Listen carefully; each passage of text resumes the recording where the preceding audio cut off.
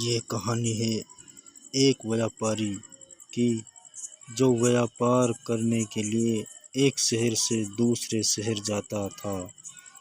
बीच में रेगिस्तान का कुछ इलाका पड़ता था। वह आदमी एक नेगेटिव सोच वाला इंसान था। हमेशा शिकायत करता रहता था कि मेरे पास ये नहीं है, वो नहीं है, इसकी कमी है, उसकी कमी है। एक दिन रेगिस्तान से गुजर रहा था, तभी उसकी पानी की बोतल खाली हो जाती है। उसे बड़ी जोर से प्यास लगती है, लेकिन रेगिस्तान में पानी न मिलने की वजह से उन्हें बहुत गुस्सा आता है। और बोतल है कि कितना ख़राब जगह है, न कोई पेड़ न पानी, रास्ता भी लंबा है और रेगिस्तान पार करना पड़ता है। तभी आसमान की तरफ देखकर कहता है कि ऊपर वाले, ये कैसी जगह बना दी आपने। अगर मेरे पास में बहुत सारा पानी होता, बहुत सारे संसाधन होते, तो इस जगह हरियाली कर देता, बहुत सारा पेड़ लगा देता। वह आदमी ऊपर देखकर ये सब बातें कह रहा होता है और ऐसा लग रहा था कि जैसे ऊपर वाले से जवाब का इंतज़ार कर रहा हो कि ऊपर वाला कुछ कह दे। अब चमत्कार यह हुआ कि वह जैसे ही नीचे देखा, उसे अपने आँखों के सामने एक कुआं दिखाई दिया। वह पूरी तरह घबरा गया, क्योंकि उसने कभी रेगिस्तान में कुआं नहीं देखा था। वह कुएं के पास पहुंचा और देखा कि कुआं पूरी तरह पानी से भरा हुआ है, परंतु वह आदमी नेगेटिव सोच वाला था और हमेशा शिकायत करता रहता था।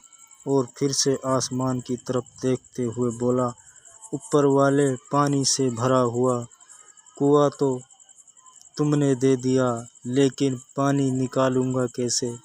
तो इस बार जब उसने नीचे देखा तो फिर से चमत्कार हुआ। उसे कुएं के पास रस्सी और बाल्टी दिखाई दी।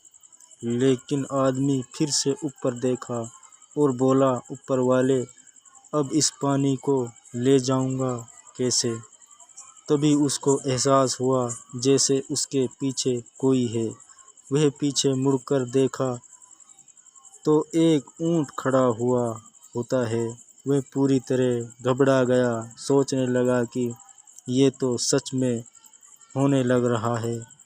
मैं बातों बातों में कह तो दिया, अब मुझे यहाँ हरियाली करनी पड़ेगी और पेड़ लगाने की जिम्मेदारी लेनी पड़ेगी। आदमी को पानी से भरा हुआ कुआं मिल गया, बाल्टी और रस्सी मिल गई, पानी के ले जाने के लिए ऊंट भी मिल गया, सब कुछ मिल गया। अब वह आदमी सोच रहा था कि ये मैं बातों बातों में क्या बोल दिया, ये तो गड़बड़ हो गया। अब वह तेजी से दौड़कर भागने लगा। वह भाग रहा था, उस जिम्मेदारी से बच रहा था। तभी एक कागज उड़ते हुए आया और इसके शरीर से चिपक गया। उसने जब उस कागज को देखा तो उस पर लिखा हुआ था कि मैंने तुम्हें पानी दिया, कुआं दिया, फिर भी क्यों बचकर भाग रहे हो। उस आदमी को लगा, पता नहीं मेरे साथ क्या हो रहा है।